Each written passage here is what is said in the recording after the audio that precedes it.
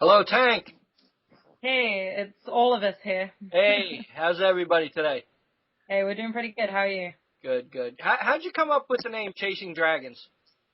Oh, good question. That kind of started because we all really like to play video games, and I know that sounds really weird, but we all kind of like the Dungeons and Dragons-esque stuff, so it sort of came from there, and then it kind of stuck. Cool, cool.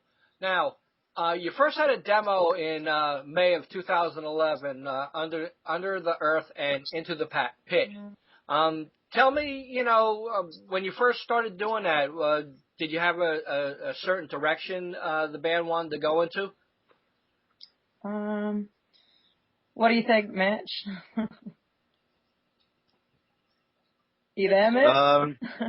Yeah, sorry, what was the question? Like when you did the demo, was there like a direction the band wanted to follow, or you just went out there and did it, and whatever came out, that was it? We were trying to do like metal at the time, but I guess we didn't really know how to play it then. So what happened on the demos is what we made. But we were trying to be heavy, but we had like one really heavy song and then one kind of punky song, I guess. Right. So it didn't really work out. Right. Now, then the EP, Take Flight for a Firefight, that came in January 2012. Was there a big jump from the demo to that? Yeah, there was quite a big jump from the demo to that. We spent a lot more time thinking about what we were writing, and we focused a lot more on the songs by themselves. And I think in terms of production, we'd learned a lot, and about recording, we'd learned a lot, and how we kind of had to focus on various things that maybe were a bit different to playing live and stuff like that. But we still kind of, I think for us as a band, we still had a long way to mature, really, and it sort of shows in the material. Each song is a song in its own right, but we felt even after the release that it didn't really have a theme or a concept, and we were still sort of finding ourselves. Right. Now, you also used Pledge Music a little bit. Can you tell me about Pledge Music? We did, yeah. Initially we started using Pledge Music, but we decided we wanted to kind of cut out the middleman. So we ended up doing it ourselves and hosting it on our website to try and partly fan fund Checkmate, which actually went really well. We got about 35% of what we actually ended up spending on the record fan funded, so which is awesome. So, and we definitely couldn't have done it without everybody pledging. Right. Do you feel it's better not to have a label and do everything on your own? You want to take this one, Kate? I'd say so, just to start out, just to sort of find your place in the industry and sort of try and keep hold of the rights to everything so far. But I think like finding a label is sort of the next step to get to the next level. I think there's only so far that you can kind of get just off your own back without needing a bit of help in some areas. But yeah, so. Definitely cool. Now Checkmate comes out in June. Can you tell me anything about that? Mitch, Nant, you take this one. I'll let Ant go. I got nothing to say. Mitch. That comes out June 2nd, right? Yeah, it does. It comes out on June 2nd. Yeah, it's very much kind of a sum of a lot of things for us. We changed a lot in between doing Checkmate and Take Flight for a Firefight. We lost a couple of members, gained a couple of members, and and really sort of focused on developing ourselves, not just our sound as a band, but kind of growing as individuals in the band as well. So, and I think that shows in the record. It's very much we're trying to make it as honest as we can. It's very much rock, but it's kind of got a lot of metal undertones to it, some punk undertones, and yeah, we kind of wanted to be true to who we are rather than compromising like we felt we had done on previous stuff. Cool. Now, is image a big part of the band? I guess you could say that. I mean, it is and it isn't. It's kind of one of those things that comes part and parcel. Like, we don't dress up per se. We don't become people that we're not, but we certainly, you know, we do obviously we kind of, you know, take pride in how we dress and stuff like that. But yeah, we're not kind of ones for applying too much makeup, but you know, having fun and rocking out and you know, looking a bit hardcore is never a bad thing. Right. Now, the first time any of the band members had to give an autograph, what was that feeling like? Oh God, you know what? Strange. Yeah, I think it was weird, wasn't it? Yeah. It was really bizarre because, you know, people come up to you after shows and they think, wow, you guys are really cool. Can I have your autograph? And you're sort of thinking, God, that's really strange. Like, yeah, okay. But it's nice. It's nice in a way. It's nice to feel appreciated, and it's nice that we sort of see our music affecting our fans and them enjoying it and them, you know, wanting to take something home after a show and cherish that. And then the panic to try and find a pen. Yeah, and the panic to try and find it. That's always a panic. Yeah, and get one back too. Awesome boobs. What? How about like a relative asking for an autograph? Did any of you guys happen to have that happen? I think my mum did. Yeah, I'm always getting Yeah. friends and family ask for autograph this CD or whatever. Yeah. I've had some people ask me to autograph their guitars. I don't know why. Cool. Now, Yeah. Broken Jaws is the latest video from the band. Do you like doing the videos? Yeah, doing videos is cool. It's definitely the way forwards with the way digital media is going, and yeah, we have a lot of fun. We've done a few videos now. We did one for our single a couple of years ago, Spawn of the Succubus, and one for one of our acoustic videos.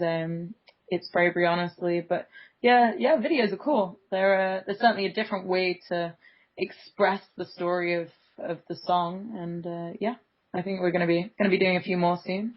Cool. Now I'm Broken Jaws again with Mitch. He like comes out of like I guess his shell and gets to do a little bit of harmony and background vocals and really, you know, stepping up in that video. I really enjoyed the dual vocals between you and Mitch. Mitch, do you feel like you know, I haven't heard the CD, so I can't tell you, you know, if you got any lead vocals on there. Do you? No, not really. Just Broken the most I sing on the CD. Cool. Yeah. Now, when you guys go in to get like a new instrument or something like that, you know, what do you do? You know, say you want a new guitar, you want a new mic. Do you got endorsements or does, you know, how's that work? We don't actually have any endorsements at the moment. That is kind of something we're hoping to gain from the release of Checkmate, but at the moment it's working long hours and hard-earned cash that get us on new bits and pieces. So yeah. Cool. Now, are you guys getting tired of like McDonald's and different places and you know, want to, you know, go out on the road and get to meet the fans and stuff like that? Will that happen once the Checkmate comes out? Yeah, definitely. We're getting out on the road this summer. We're going to be hitting up quite a few cities in the UK.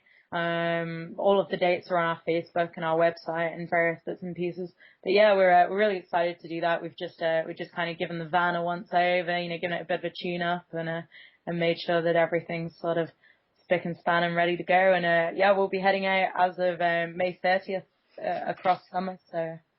Cool. Now, is it a different feeling from playing a festival to a club show for you guys? Oh yeah, definitely.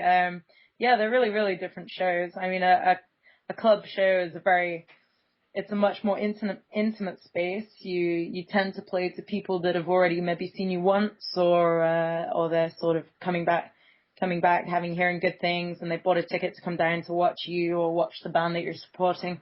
Whereas a festival is like people from loads of different kind of walks of life that are coming together to watch particular genres of music, and they're both very different. They're both very exciting in different ways. Do you feel you know, the future of music is downloads? Yeah, definitely. I'd say yeah, no. I mean, Mitch, what were you gonna say? Well, I haven't bought a CD for maybe 5 years. I just download them all off. I mean, I buy them legally, like off what am I on? Amazon, like Amazon MP3. Just download it onto your phone. Boom, you got the album. I illegally download them. Cool. You Yeah, not that's illegally download them. No, like I think like definitely Spotify has become massive, like for streaming music and stuff like that. And I think it's a great thing. I tend to do that thing where you sort of listen to it on Spotify, and if I like it, I'll go and buy the CD. And normally I'll try and get a hard copy just because that's me. I like to have a hard copy. Like if I go to a show, I'll pick up a hard copy, and I kind of like to see them all in the rack at home. But yeah, like I think people need to not forget that buying the music on CD and buying all the merchandise from the bands is how they make their money. So. Yeah, but I think. Go ahead. Go on, yeah. I think like in probably years to come, people aren't going to take their physical albums to gigs anymore. They're just going to give them download codes and whatever. Yeah, maybe. Yeah. Or memory sticks. Yeah, memory sticks are starting to happen already, I think. So, yeah, I think now you can kind of go to a show and some bands will give you their album on a memory stick and you take that home with you, which is cool. As long as people are still buying music, then the future is still there for the music industry. Right. We'll like release like limited edition CDs. It won't be limited edition vinyls anymore. It'll be limited edition CDs. Yeah, things will evolve a bit. Well, there is a surgence in vinyl coming out. And almost all the bands are putting out limited edition vinyl or multicolored vinyl and red vinyl and all these other vinyls. What's your feeling about that? Or is it you think vinyl's finished forever? It's starting to come back a bit. It's kind of like... It's a collector's thing. Yeah, it's like people are sort of getting more record players because it's kind of like a bit different and... Yeah, it's kind of taken off a bit again. It'd be cool to get some releases on vinyl. It's just so expensive to get them cut. Printed, yeah, definitely. But it's definitely something that's starting to come back a bit as kind. I don't know. Maybe it started off coming back as a novelty kind of thing. I think it's kind of cool because cool now. Yeah, I think listening to a record on vinyl gives it completely different sound. So it's nice that a new generation certainly kind of rediscovering vinyl a little bit, and yeah. Buying record players and going down and getting £1.50 records, from the stores and stuff like that, which is cool. So, how's the music scene in the UK? Oh, abysmal. No, it's not abysmal, is it? It's not so great for rock bands. Like, it's very poppy industry over here, very poppy and indie music. So indie's pretty big. Hardcore music, like with all the screamy vocals, is pretty big. But yeah, rock music not so much. We're really actually hoping to get across the US and try and tour in the US a little bit because it's seems really bright over there. Right. So what are your hopes for the rest of the year with the band? Ooh. We have a lot of those, don't we? Yeah. Yeah, I mean, well, firstly, we're hoping that Checkmate goes down really well, and certainly for yourself, I hope you enjoy that. We're going to be touring as much as we can. We're looking to get on some big support slots, maybe some festival slots and bits and pieces, and yeah, maybe do a couple more music videos. And ideally, we're sort of looking towards building our way towards finding the right label and taking it from there. And yeah, and writing our album, our debut album as well. That's kind of going on behind the scenes. So. Cool. Well, congratulations on Checkmate, and I wish you guys the best. Would you like to say anything to the fans out there? Just keep being awesome, I guess. No, thank you very much. We really couldn't have done this without you. All the pledging that you guys did has helped us to record and release this EP, and we hope you enjoy it. Cool. Thanks very much. Thank you very much, Brian. Take care. Bye-bye. Bye-bye. Take care. Bye-bye. Bye.